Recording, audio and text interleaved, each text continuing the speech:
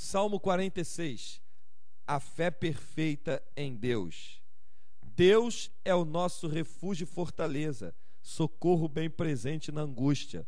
Pelo que não temeremos, ainda que a terra se mude, ainda que os montes se transportem para o meio dos mares, ainda que as águas rujam e se perturbem, ainda que os montes se abalem pela sua braveza. Há um rio cujas correntes alegram a cidade de Deus, o santuário das moradas do Altíssimo. Deus está no meio dela, não será abalada. Deus a ajudará ao romper da manhã. As nações se embraveceram, os reinos se moveram. Ele levantou a sua voz e a terra se derreteu. O Senhor dos exércitos está conosco. O Deus de Jacó é o nosso refúgio. Vinde contemplai as obras do Senhor, que desolações tem feito na terra. Ele faz cessar as guerras até o fim da terra. Quebra o arco e corta a lança. Queima os carros no fogo. Aquietai-vos e sabei que eu sou Deus. Serei exaltado entre as nações, serei exaltado sobre a terra. O Senhor dos exércitos está conosco. O Deus de Jacó é o nosso refúgio. Glória a Deus. O salmista começa esse salmo dizendo que o Senhor é o nosso refúgio e fortaleza e socorro bem presente, aonde? Na angústia. Na hora da angústia é que se lembram, muitos se lembram de levar voz em oração diante de Deus. Na hora da angústia. Por que às vezes Deus permite que apareça o dia da angústia? Para que você não se esqueça dele. A coisa mais rara que se tem é encontrar alguém colocando a sua gratidão a Deus. Quer ver? Vai à igreja, irmão? Vou para quê? Eu vou fazer um pedido diante de Deus, eu vou lá, estou precisando. A pessoa vai à igreja porque está precisando de alguma coisa. A pessoa pede oração para que seja resolvida alguma coisa. Não que esteja nenhum mal nisso, nada. Eu estou me referindo ao seguinte, é que a lembrança é sempre pelo pedido, pelo pedido, pelo pedido. Nunca é pela gratidão. Quer ver? Você conhece alguém na rua que diz, está indo à igreja por quê? Estou indo à igreja somente para agradecer a Deus. Coisa mais rara que tem. Jesus curou 10 leprosos. Um voltou. Os outros 9 que se sentiram bem, limpos da lepra, curado e reintegrado à sociedade, nem voltaram para dizer muito obrigado. Então, a gratidão é algo que abala as estruturas celestiais. Você não imagina como Deus se agrada de um coração grato. Não é uma gratidão de boca para fora, mas a palavra gratidão, ela vem acompanhada do perfume chamado reconhecimento.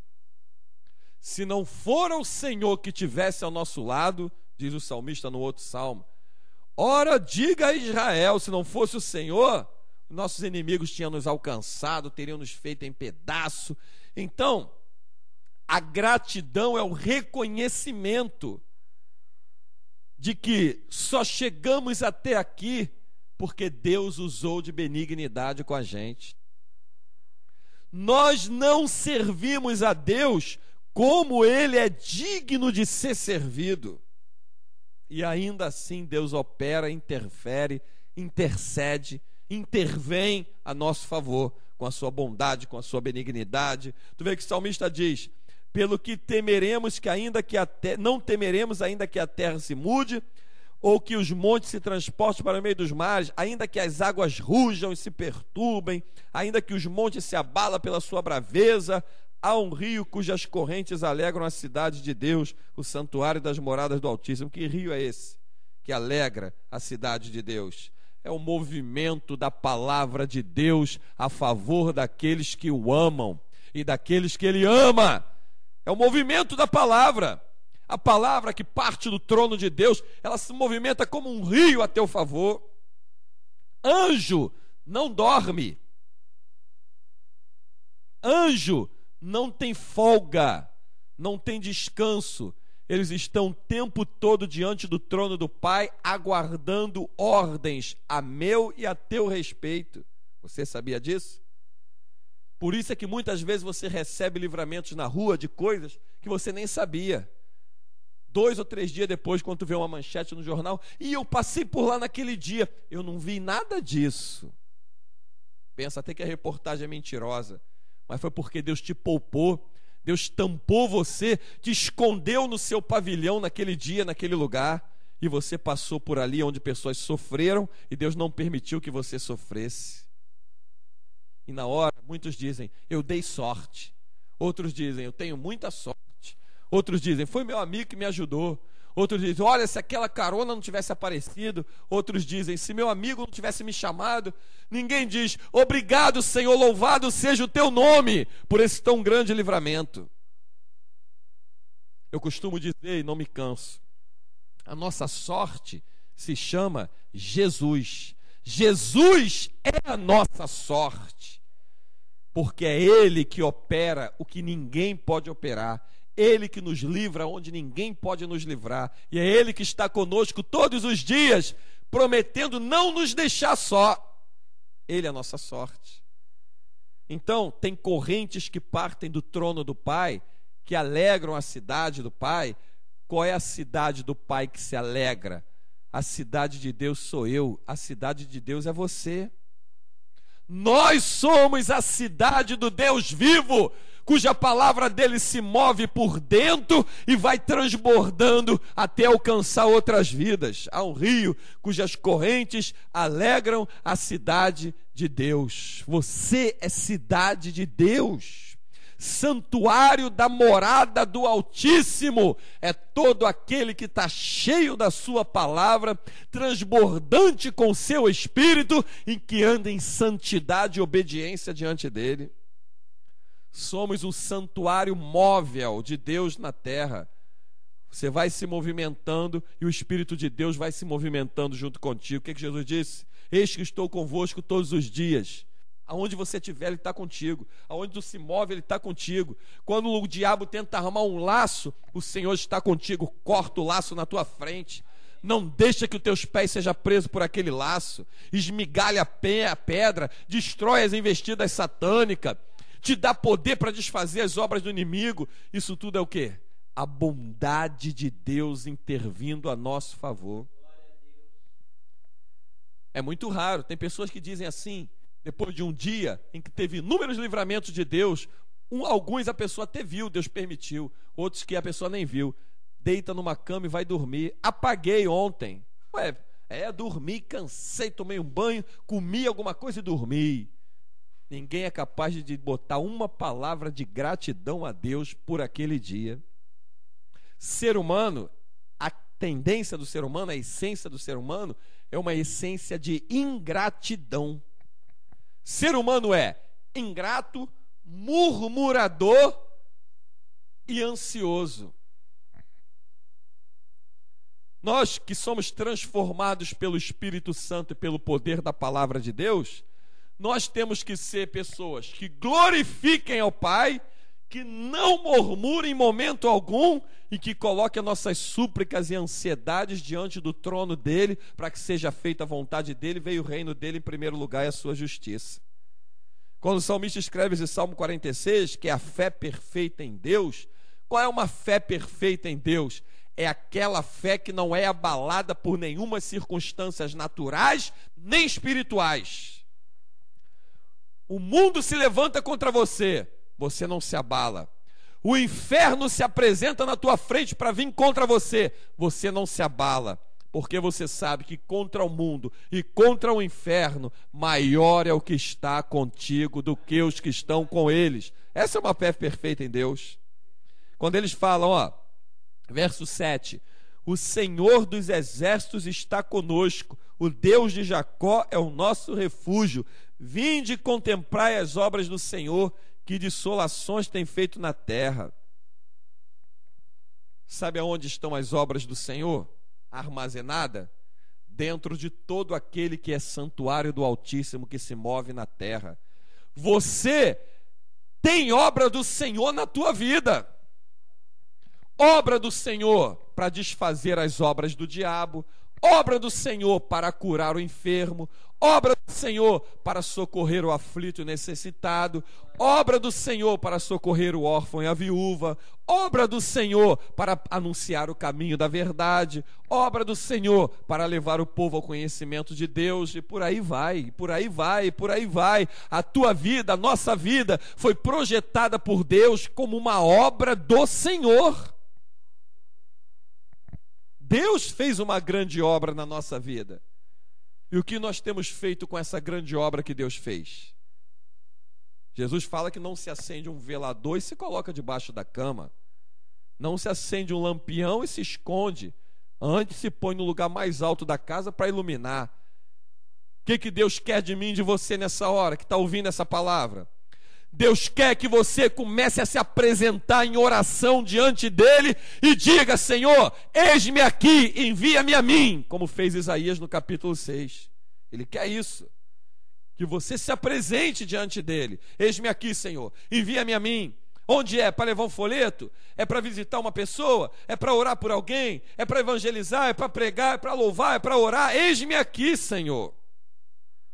Te apresente como obra do Senhor, para que ele te use como instrumento dele. Aí ele termina dizendo: ele faz cessar as guerras até o fim da terra, quebra o arco e corta a lança, queima os carros no fogo. Aquietai-vos e sabeis que eu sou Deus, serei exaltado entre as nações e serei exaltado sobre a terra. Minha irmã, nós estamos em guerra constante, desde a hora que você acorda, a hora que você vai dormir.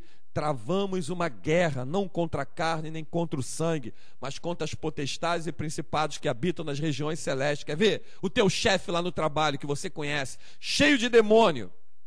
Quando você pisa no lugar do trabalho, você entrou numa guerra, porque o diabo sabe que contigo está o Espírito da verdade, ele sabe que contigo está o Deus Todo-Poderoso, então ele fica impossibilitado de fazer o que ele bem queria ali, por causa da tua presença.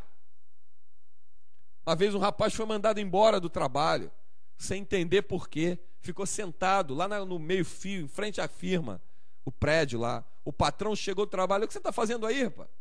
Você não pegou no trabalho hoje? Não, patrão, quando eu cheguei, me mandaram para o departamento de pessoal, porque a empresa está fazendo alguns cortes, e eu fui enquadrado nesses e fui dispensado. Vem cá, agarrou ele pelo braço, arrastou ele para o elevador, levou lá em cima, foi no departamento pessoal e falou: readmite ele agora! Eu não mandei dispensar ele. Ele é crente. Se botar ele para fora daqui, essa empresa fecha. Aquele homem viu Deus na vida daquele jovem. Aquele homem sentia que algo diferente se movia naquele ambiente de trabalho quando aquele jovem entrava. Quem pode fazer isso? Quem poderia fazer isso? O Espírito Santo de Deus que se move em nós, que te mostra como diferente no lugar que tu trabalha, que te mostra como diferente no lugar que tu estuda, que te mostra diferente na tua vizinhança, na tua parentela, o Espírito Santo. Aí na hora que vem o dia da angústia, como está aqui no começo, né, socorro bem presente no dia da angústia, o Senhor te diz no verso 10 do Salmo 46, aquietai-vos e sabeis que eu sou Deus. Por que ele nos manda aquietar? Porque a pessoa inquieta se precipita. Toda pessoa inquieta se precipita em alguma coisa. A pessoa inquieta, ela se precipita nas decisões, ela se precipita nas ações, ela se precipita na locomoção, ela se precipita no falar, ela se precipita no entrar, no sair. A inquietação causa precipitação, e na precipitação pode aparecer um abismo na tua frente. Então ele diz: aquietai-vos, sem inquietamento, aquietai-vos, sem inquietação, e sabeis que eu sou Deus. Fica onde eu te coloco aí, esperando, porque com Deus não tem precipitação, tem passo certo. Tu vai dar o passo certo na direção certa. Todos que deram um passo depois de ouvir a voz de Deus tiveram a sua vida poderosamente transformada. Abraão, sai da tua parentela. É agora, voz de Deus para me dar um passo. Ide por todo mundo, pregai o evangelho. Aí, voz de Deus para me dar o passo. Vinde após mim, disse Jesus, e eu vos farei pescadores de homens. Voz de Deus para você dar um passo. Sempre que aparece a voz de Deus, para você dar um passo, algo extraordinário vai acontecer contigo. Um anjo, em Atos 10, apareceu para Cornélio e manda chamar Simão, Pedro, que está na casa de Simão, curtidor, manda chamar ele. Quando Cornélio mandou chamar pela manhã os soldados que foram lá ter com Pedro, que passaram a ter a noite ou o dia lá para ir com ele, voltar lá na casa de Cornélio para pregar o evangelho. Quando Pedro volta lá para a casa de Cornélio e abre a boca para pregar, o que acontece? O Espírito Santo sai batizando os que estavam ali na casa. Todos que dão um passo depois de ouvir a voz de Deus contemplam milagres extraordinários. Mas a inquietação que te faz agir antes de ouvir Deus falar, essa te leva a um precipício. Essa te leva a um precipício. Essa te leva à ruína. É o tempo de Deus que determina o mover do seu santuário nessa terra. E quem é santuário do Espírito Santo? É aquele que está cheio da palavra, que obedece à santa palavra e que leva uma vida em santidade. Essa que assim faz, é santuário do Espírito Santo. Então o que Deus nos manda nessa noite? O que Deus te manda durante esse dia? O que Deus te manda durante essa tarde? Esse amanhecer, esse cair de tarde? Aquietai-vos e sabeis que eu sou Deus. Serei exaltado nos céus, serei exaltado sobre a terra. Serei exaltado entre as nações, serei exaltado sobre a terra, e também será exaltado no céu. Vê o Salmo 103, bendize a minha alma ao Senhor, e tudo que há em mim bendiga o seu santo nome. Deixa Deus ser Deus na tua vida. Só dê o passo mediante uma palavra que saia da boca dele. Tira as inquietações da tua vida. Enquanto a tua ansiedade estiver tampando os teus ouvidos espirituais, você vai estar impossibilitado de ouvir o que Deus quer e tem para você. Porque a ansiedade atrapalha o ouvir Deus. Deus pode falar além da minha ansiedade? Deus pode todas as coisas. Operando Deus, quem impedirá? Mas Deus traça regras. Quem está ansioso está ocupado. E com quem está ocupado, Deus não vai se manifestar para falar. Deus não fala com quem está ocupado. O teu pensamento está ocupado com coisas da terra. Teu pensamento está ocupado com a ansiedade do que tu quer conquistar, do que tu quer possuir. Tira as ansiedades da tua vida e deixa a voz de Deus se manifestar em primeiro lugar, que com a voz de Deus vem soluções e milagres e portas abertas onde tu nem imagina. Hoje te vem de um jeito, amanhã vão te ver de um jeito totalmente diferente, se tu atentares para a voz do Senhor e obedecer o que Ele te manda fazer. Por isso ele fala, termina o Salmo dizendo lá nos dois últimos versículos, aquietai-vos e sabeis que eu sou Deus. Aí ele vai no verso 11, o Senhor dos exércitos está conosco, o Deus de Jacó é o nosso refúgio. Na hora da ansiedade, na hora da inquietação, se refugia em Deus em oração. Senhor, tu sabe o que eu quero, tu conhece o que eu preciso, mas o que eu quero e o que eu preciso não se compara ao que tu tem para me dar. O que tu tem para me dar é maior do que o que eu quero e é muito melhor do que o que eu preciso. Então sim, meu Pai, que venha o teu reino e seja feita a tua vontade. Eu não vou dar um passo se o Senhor não for comigo. Moisés não disse isso? Eu não vou dar um passo se Deus não for comigo. Ah, mas você já está nessa 1 ano? Está nessa 2 anos? Está nessa já 3 anos? Vai nessa até quando? Eu vou até o dia que Deus diga, é agora. Levanta e marcha. Porque eu sei que quando eu for na direção dele, esperando em Deus, eu não estou perdendo tempo. Eu estou acumulando pedras na coroa que o Senhor separou para mim lá na glória. Enquanto eu espero em Deus, eu vou trabalhando para Ele. Não foi assim com Noé? Esperava em Deus vir o dilúvio e ia trabalhando. Não foi assim com Neemias? Esperava em Deus e ia reconstruindo os muros, as portas de Jerusalém, a cidade. Não foi assim com Daniel? Enquanto esperava em Deus.